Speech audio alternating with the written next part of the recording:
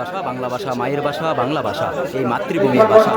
দর্শক, এই বাংলা ভাষায় আজকে আন্তর্জাতিক সেই ভাষা দিবসকে কেন্দ্র করে ভাষা শহীদদের প্রতি শ্রদ্ধা জানাতে শহীদ মিনারে হাজির হয়েছেন সার্জিস আলম এবং আক্তার হুসেইন সহ বৈষম্য বিরোধী আন্দোলনের সেই সমস্ত নেতাকর্মীরা এবং তাদের সাথে যারা সেই সময় হয়েছিলেন তারাও কিন্তু এখানে উপস্থিত আছেন। দেখছেন সরাসরি এই মুহূর্তে কেন্দ্রীয় শহীদ মিনার থেকে।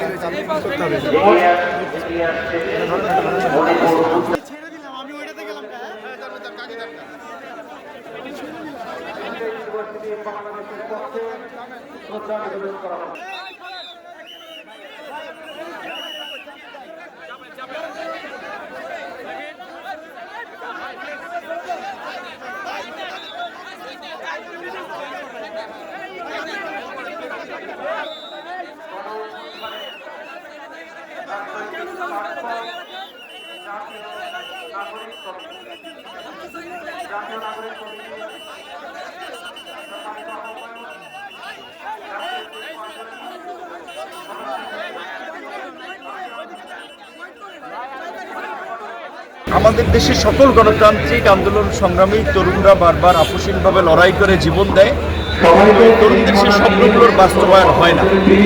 এর কারণ হচ্ছে তরুণরা রাষ্ট্র পরিচালনা কিংবা নেতৃত্বে থাকে কিংবা এই আত্মত্যাগকারী তরুণদের ভুলে যায়। আমরা বলা চলে মন ভোলা আত্মভোলা জাতি অনেকে বলে থাকে, এটার অনেক যথার্থতা বাস্তবতা রয়েছে। কিন্তু মনে হচ্ছে যে এই 24-এর গণ অভ্যুত্থানের প্রেক্ষাপটে আর ওই মন ভোলা আত্মভোলা পথে আমরা যাচ্ছি না। কারণ এই গণ অভ্যুত্থান যে তরুণদের নেতৃত্ব হয়েছে, তরুণদের প্রতিনিধিত্ব সরকারে আছে, তরুণরা ইতিমধ্যেই রাজনীতিতে দল হিসেবে আত্মপ্রকাশ করেছে, আরও তরুণরা করবে। সো আশা করি আগামী বাংলাদেশ এই গণ অভ্যুত্থানের স্পিরিটকে ঊর্ধ্বে ধরে রেখে এই জন আকাঙ্ক্ষার বাংলাদেশ বিনির্মাণে কাজ করব। আমরা তরুণদের প্রতি সেই আহ্বান রাখবো যে তরুণদের ব্যাপক সংখ্যায় রাজনীতিতে যুক্ত হওয়া দরকার, রাজনীতিতে আসা দরকার। বাংলাদেশের মেধাবী তরুণরা রাজনীতিতে না আসার কারণে রাজনীতিতে একটা দুর্বৃত্তায়ন হয়েছে, একটা দুর্বৃত্ত শ্রেণী রাজনীতিটাকে নিয়ন্ত্রণ করছে। কাজে এর পরিবর্তনের জন্য তরুণদেরকে রাজনীতিতে এগিয়ে আসতে হবে। রাজনীতিবিদরা রাষ্ট্র পরিচালনা করে, রাজনীতিতে ভালো মানুষ ভালো তরুণরা না আসলে দেশের পরিবর্তন হবে না।